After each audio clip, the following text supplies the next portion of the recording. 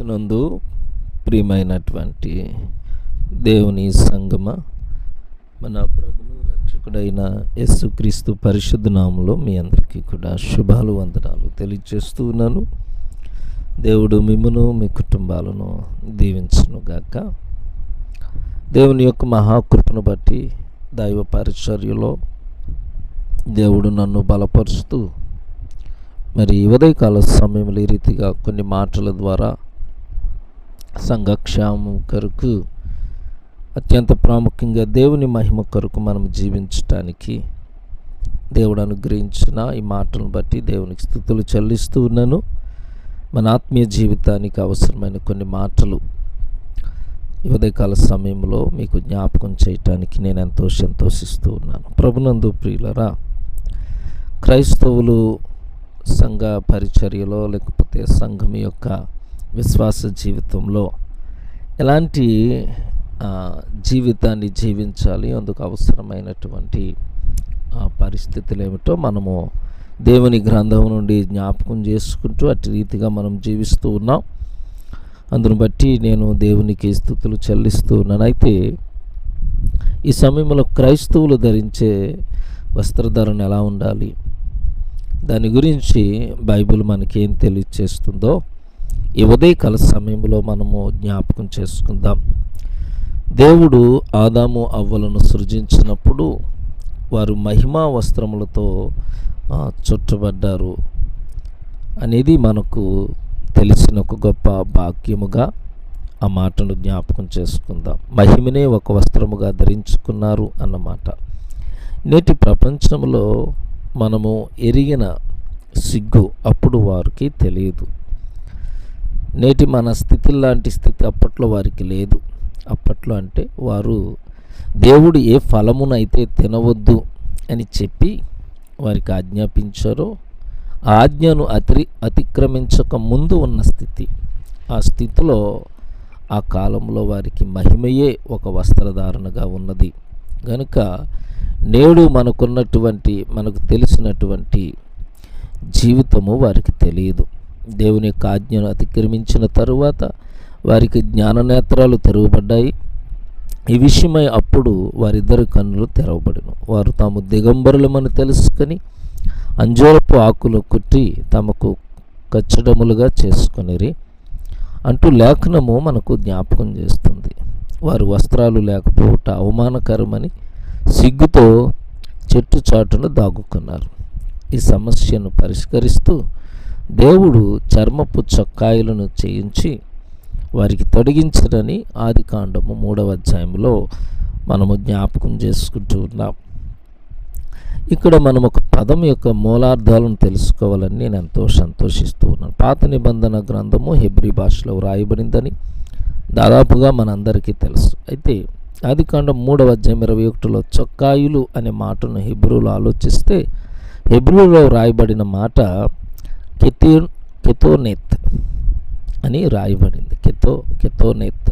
దీనికి సరైన భాషానువాదం చేస్తే వదులుగానున్న పొడవైన వస్త్రాలలో పూర్తిగా దాచి ఉంచటం అనే అర్థం వస్తుంది. దేవుడు ఆదాము అవ్వలకు తన శరీరాన్ని పూర్తిగా కప్పి ఉంచే వదులైన వస్త్రాలను కుట్టించి ఇచ్చాడు. ఇవి బుగుతైన వస్త్రాలు కాదు, వదులుగానున్న వస్త్రాలు. పురుషుని శరీరాకృతి వేరు, స్త్రీ యొక్క శరీరాకృతి వేరు. కాబట్టి దేవుడు స్త్రీకి సంబంధించిన వస్త్రాలు స్త్రీలకు, పురుషునికి సంబంధించిన వస్త్రాలు పురుషులకు ఇచ్చాడు. అందును బట్టి స్త్రీ పురుష వేషం వేసుకొనకూడదు, పురుషుడు స్త్రీ వేషమును ధరించకూడదని దేవుడు ద్వితీయోపదేశకాండం 22వ అధ్యాయము 5వ వచనములోను, అలాగే తిమోతికి రాసిన మొదటి పత్రికలో 2వ అధ్యాయం 9వ వచనములో రాశారు. తగుమాత్రపు వస్త్రముల చేత అలంకరించుకొనవలను గాని అని పౌలు గారు జ్ఞాపకం చేశారు. ఇక్కడ తగుమాత్రపు అనే మాటకు గ్రీకు బైబిల్లో రాయబడిన పదం కోస్మోసియోస్ కటోస్టోల్ అని. కోస్మోసియోస్ కటోస్టోల్ అంటే ఎంత మాత్రము అశ్లీలత లేని సఖ్యత కలిగిన వస్త్రధారణ అని అర్థం. శరీరాకృతిని స్పష్టంగా చూపించే అశ్లీలమైన వస్త్రాధారణ దేవునికి అసహ్యం అంటూ పై లేఖనాలను గుడార్థంలో బట్టి మనకు తెలుస్తుంది. సాతాను మానవ జాతిని పాపముతో చెరపట్టాడు. ఎన్నో పాపాలు, అందులో బలమైనది వ్యభిచారం. ఎదుటివారికి ఆకర్షణీయంగా కనిపించాలనే కోరిక, దానితో రకరకాల వస్త్రధారణలు వచ్చి మానవుని ఆశలను చెరిపేస్తూ ఉన్నాయి. శరీరంలోని మరుగుగా ఉండవలసిన అవయవాల జీవితాలను వలల్లాంటి అల్లిక వస్త్రధారణ నుంచి సభ్య సమాజం యొక్క కళ్ళు పాడు చేసేస్తూ ఉన్నాయి. దాంతో మనుషుని యొక్క పాపపు కోరికలు రెచ్చిగొడుతున్నటువంటి పరిస్థితులు, పచ్చని కాపురాలు పుచ్చిపట్టిపోతూ ఉన్నాయి. ప్రభునందు ప్రియులరా, దేవుడు అవునని చెప్పిన దాన్ని కాదు అని చెప్పటమే సాతాను యొక్క భాష.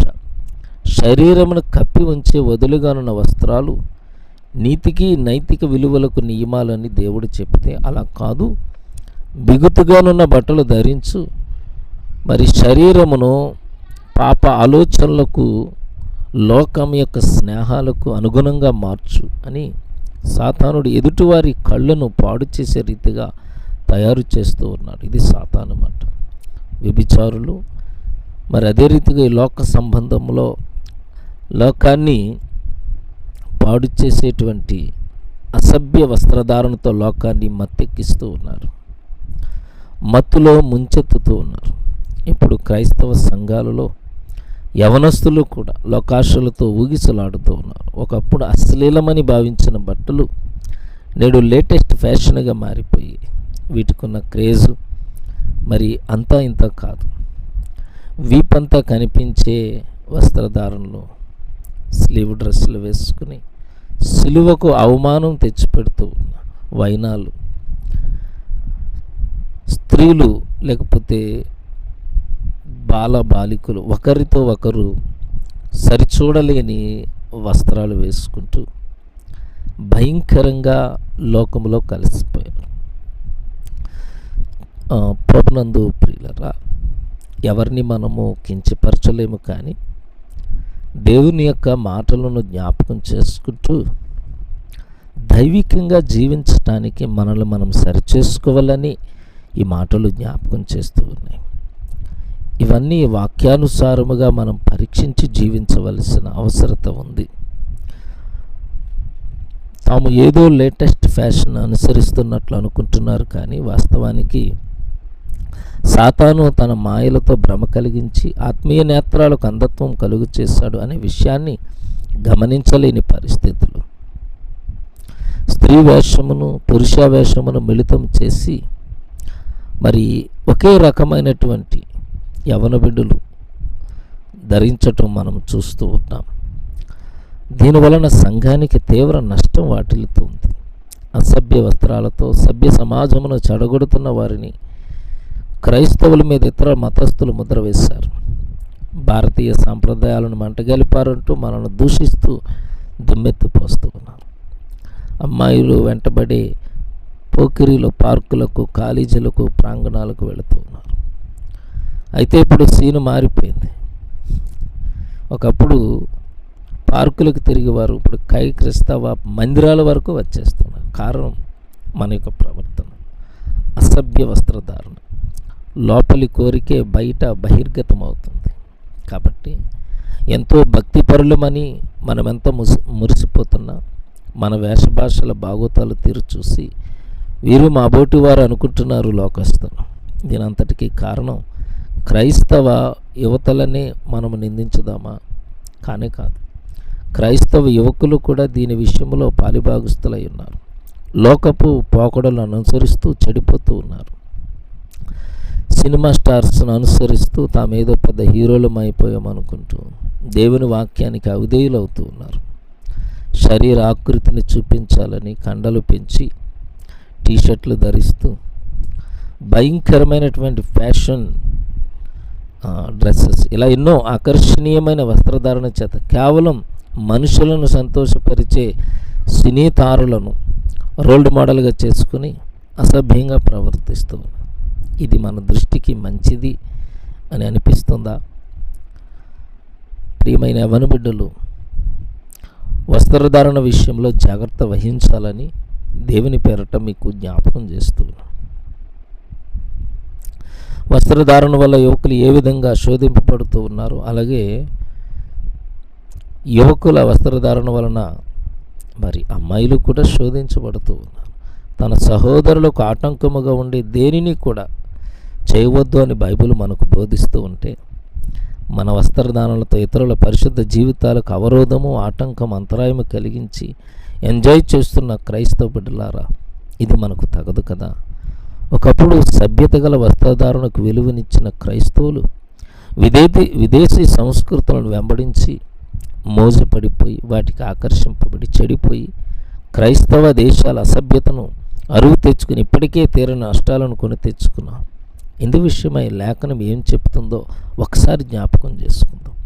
అన్య దేశస్థుల వలె వస్త్రములు వేసుకుని వారిని అందరినీ నేను శిక్షింతును, జపన్య గ్రంథం 1:8 ఆ మాటలు మనం జ్ఞాపకం చేసుకుందాం. హెచ్చువాటి యందు మనసుంచక తక్కువ వాటిపై మనసుంచుడి అని రోమపత్రిక 12:16 మనకు జ్ఞాపకం చేస్తుంది. కాబట్టి ఖరీదైన వాటిని కాక చీప్ అండ్ బెస్ట్ చక్కని దుస్తులు కొనుగోలు చేసుకుని బేదలని వారిని కూడా జ్ఞాపకం చేసుకుందాం. పౌలు తిమోతికి రాయిచూ చెప్తాడు, అయితే నీవు అన్ని విషయములోనూ మితముగా ఉండుము అని హితవు పలికాడు. మన జీవితంలో మనం మాట్లాడే మాటలు, మనం చేసే క్రియలతో పాటు మనం ధరించే వస్త్రాలు కూడా ఆత్మీయ ఆలోచనలు కలిగి ఉండటానికే ప్రయత్నం చేయాలని సేవకునిగా, మీ సహోదరునిగా ఈ మాటలు జ్ఞాపకం చేస్తున్నాను. ఎవరి ఆలోచనలు పాడు చేయని చక్కటి వస్త్రాలతో ప్రభు సన్నిధానములో దేవుని ఆరాధించే బిడ్డలుగా ఉండటానికి యవనస్తులు, పెద్దవారు ప్రతి ఒక్కరూ కూడా సిద్ధపాటు కలిగి ఉండటానికి ప్రభు యొక్క నడిపింపు, ఆత్మీయ సహవాసం మనకెల్లప్పుడూ తోడుగా ఉండి దీవించి బలపరచునుగాక. ఆమేన్. చిన్న ప్రార్థన చేసుకుందాం. కృప కలిగిన మా తండ్రి, పరిశుద్ధులు అయిన మా దేవ, నీ ఘనమైన ఉన్నతమైన నామానికి స్తుతులు చెల్లిస్తున్నాను. నీ దాసులముగా ఈ ఉదయకాల సమయంలో ప్రభువా నిన్ను ప్రకటించే మాటలు, క్రియలు, వస్త్రాలు కూడా మేము ఎల్లప్పుడూ కలిగి ఉండటానికి తండ్రి నీ యొక్క నడిపింపు మాకు అనుగ్రహించండి. సంఘ పరిచర్యలనిది, సంఘ కుటుంబాలను బలపరచండి. యవన బిడ్డలను ప్రభువా మంచి ఆలోచనతో నింపి చదువులో, భవిష్యత్తులో ఉన్నతంగా ఉండుటకు కృపదాయిచ్చండి. అనేకులకు మాదిరికరమైన జీవితాన్ని ప్రతి యవన బిడ్డ సంఘంలో జీవించటానికి, నిన్ను స్తుతించుటలో, గణపరచుటలో నాయనా తగు మాత్రపు వస్త్రాలంకరణలతో నాయన నిజమైన క్రైస్తవ ఆత్మీయ బిడ్డలు ఏ రీతిగా సిద్ధపడాలో అట్టి ఆత్మీయతను ప్రతి ఒక్క చెల్లి, తమ్ముడు, సహోదరులు కలిగి ఉండటానికి కృపను అనుగ్రహించి కుటుంబాలను నాయన మరి ఆత్మీయంగా నడిపించే యవన బిడ్డలుగా ఉండట కృపదాయిచ్చేయండి. నీ నామానికి మహిమకరంగా, కుటుంబాలకు దీవెనకరంగా ప్రతి ఒక్కరూ ఉండట కృపను అనుగ్రహించమని యేసు నామాన ప్రార్థించి వేడుకుంటున్నాము తండ్రి. ఆమేన్. తండ్రి, కుమార, పరిశుద్ధాత్మని త్రియాక దేవుని దీవెన మీకున్నో కుటుంబాలకు, సంఘ పరిచర్యలకు తోడైండును గాక. ఆమేన్, ఆమేన్, ఆమేన్.